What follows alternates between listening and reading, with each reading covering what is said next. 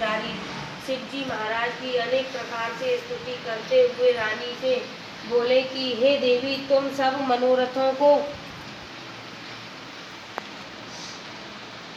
मनोरथों के पूर्ण करने वाले 16 सोमवार व्रत को उसके प्रभाव सोमवार के व्रत को विधिवत संपन्न करो और 17वें सोमवार को पूजन के प्रभाव से राजा के हृदय में विचार उत्पन्न हुआ कि रानी को गए बहुत समय व्यतीत हो गया है, न जाने कहाँ कहाँ भटकती होगी, ढूंढना चाहिए।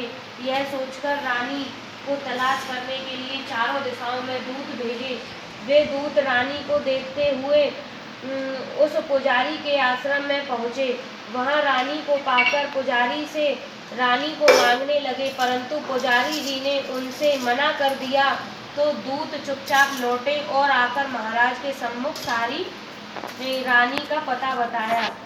रानी का पता पाकर राजा स्वयं पुजारी के आश्रम में गए और पुजारी से प्रार्थना करने लगे कि हे महाराज, जो देवी आपके आश्रम में रहती है वह मेरी पत्नी है। शिव जी के कोप से मैंने इनको त्याग दिया था। अब इन पर से शिव का प्रकोप शांत हो गया है, इसलिए मैं इन्हें लेने आया हूँ। आप इनको मेरे साथ जाने की आज्ञा दे दीजिए।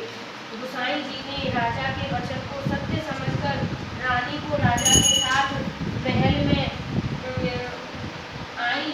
नगर में अनेक प्रकार के बधावे बजने लगे। नगर निवासियों ने नगर के दरवाजे तथा नगर को तोरण बंधन बारों से विविध विधि से सजाया। घर घर में मंगल होने लगे। पंडितों ने विविध वेद मंत्रों का उच्चारण करके अपनी राजरानी का स्वागत किया। ऐसी अवस्था में रानी ने पुनः अपनी राजधानी में प्रवेश किया। महाराज ने अनेक तरह से ब्राह्मणों को दान आदि देकर संतुष्ट किया। याचकों को धन्य धान्य दिया। नगरी में स्थान स्थान पर सदा व्रत खुलवाए, जहाँ लोगों को भोजन मिलता था। इस प्रकार से राजा शिव जी की कृपा का पात्र वो राजधानी में राजा के साथ अनेक तरह से सुखों का भोग करके सोमवार का व्रत करने लगा।